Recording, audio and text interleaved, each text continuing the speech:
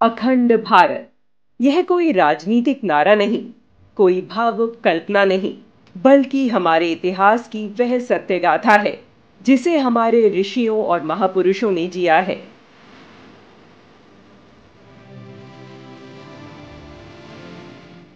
भारत कोई सीमित भूभाग नहीं था। यह तो वह भूमि है जहां गंगा से लेकर गोदावरी तक, हिमालय से लेकर कन्याकुमारी तक और गांधार से लेकर सुमात्रा तक एक ही सांस्कृतिक चेतना प्रवाहित होती थी। रामायण और महाभारत जैसे ग्रंथ हमें यह नहीं बताते कि भारत कहां से कहां तक था, बल्कि हमें यह अनुभव कराते हैं कि भारत क्या था। जब राम उत्तर से निकलकर दक्षिण में लंका तक की यात्रा करते हैं, तो वह केवल एक कथा नहीं, अखंड भारत की सांस्कृतिक एकता की यात्रा है। महाभारत में वर्णित भारतवर्ष वह है जिसमें काबुल से लेकर काम्बोज, मिथिला से लेकर सिंहल तक हर क्षेत्र भारत की आत्मा से जुड़ा था। वहीं ऋग्वेद हमें सप्त सैंधव की भूमि में ले जाता है, जहां से भारतीय संस्कृति की प्रथम ज्योति जली। सतलुज, सिंधु, व्यास, चिनाब, सरस्वती, वित्सता, रावी, ये नदियां केवल जलधाराएं नहीं, यह भारत के लोगों की रगों में बहता जीवन है।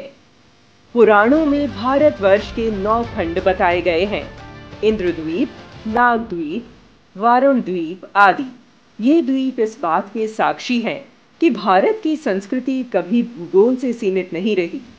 महापुरुषों ने अखंड भारत को केवल इतिहास नहीं, भविष्य की आवश्यकता माना है। भारत माता फिर से अखंड होकर विश्व गुरु बनेंगी, यह योगी श्री अरविंद का स्वप्न था। अब आप सोचिए, क्या कोई ऐसा देश है जिसके तीर्थ एक छोर से दूसरे छोर तक फैले हों, जहां शिव के 12 ज्योतिर्लिंग हिमालय से लेकर समुद्र तक हमें एक सूत्र में बांधते हों। अखंड भारत केवल सीमाओं का नहीं, समरसता का विचार है।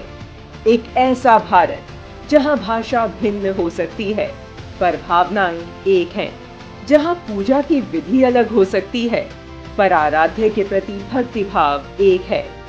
आज जब कुछ कुंठित मानसिकता के लोग अपने राजनीतिक स्वार्थ के लिए क्षेत्रवाद और भाषावाद के आधार पर समाज में विभाजन पैदा करने का षड्यंत्र रच रहे हैं, तब हमें अपने ग्रंथों, अपने गौरवशाली इतिहास और अपनी आत्मा को सुनना होगा। अखंड भारत का विचार केवल अतीत की स्मृति नहीं, बल्कि यह भविष्य की दिशा है।